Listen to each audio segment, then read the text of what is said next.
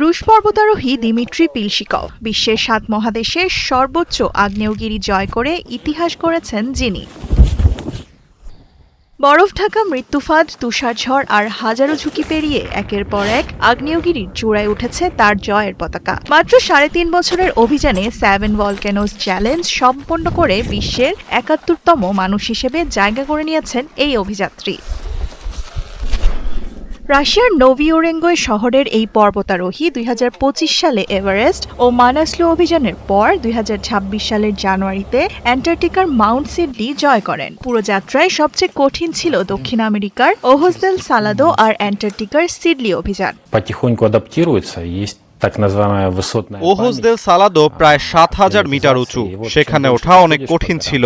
আর অ্যান্টার্কটিকায় সিডলিতে সবসময় ঠান্ডা আর তুষারঝড় লেগেই ছিল, তাই অনেক কষ্ট হয়েছে।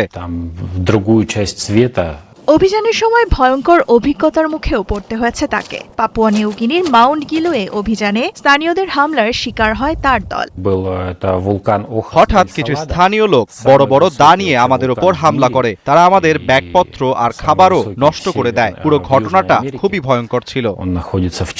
এভারেস্ট অভিযানের অভিজ্ঞতাও তুলে ধরেন তিনি। বিশেষ করে খুম্বু আইসফলকে বিশ্বের সবচেয়ে বিপজ্জনক জায়গাগুলোর একটি বলে উল্লেখ করেন এই পর্বতারোহী। তবে সব ঝুঁকি আর কষ্টের পরও পাহাড় তাকে নতুন স্বপ্ন দেখাচ্ছে। এখন তার লক্ষ্য স্নো লেপার্ড খেতাব অর্জন করা, যেটিকে পর্বতারোহণের অন্যতম কঠিন ও সম্মানজনক অর্জন হিসেবে ধরা হয়।